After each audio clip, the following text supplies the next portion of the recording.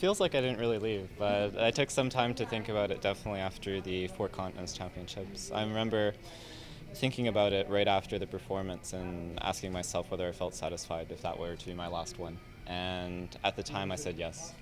I felt like I had given everything on the ice that I absolutely had. And for me, that was the end of a long battle of the season, of challenging myself and pushing my limits. And that's what it was all about. More than qualifying for these championships and going to another Olympic Games, it was to see what I was truly capable of. And in the end, it was a struggle throughout the season. And I struggled to, try to match what I put down on paper. But that for me was some satisfaction at the end of that. But looking at the season as a whole, I felt that if I was to retire there, I would not be satisfied going forward. And I would probably always be wondering, what if I'd continued another season? Could I have given more satisfactory performances, not only for myself, but for the audience as well in my final season? And I thought the most important thing was that I could be able to dedicate enough training time to be able to be at my best. And I was figuring out whether I could go to school full time.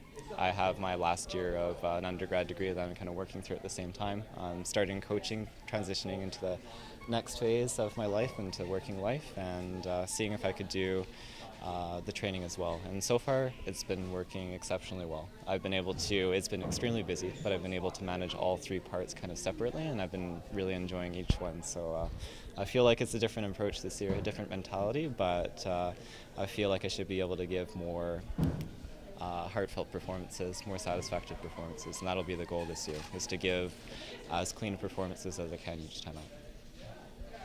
So what are your programs this year? Well, I think that was part of it, was if I was going to continue another year, I wanted to do something that was personal to me. And so I chose two musical choices that I've wanted to really skate to for a long time. I did mention after the World Team Trophy a couple of years ago that I've always wanted to skate to a piece from Final Fantasy, which is a video game series that is long running.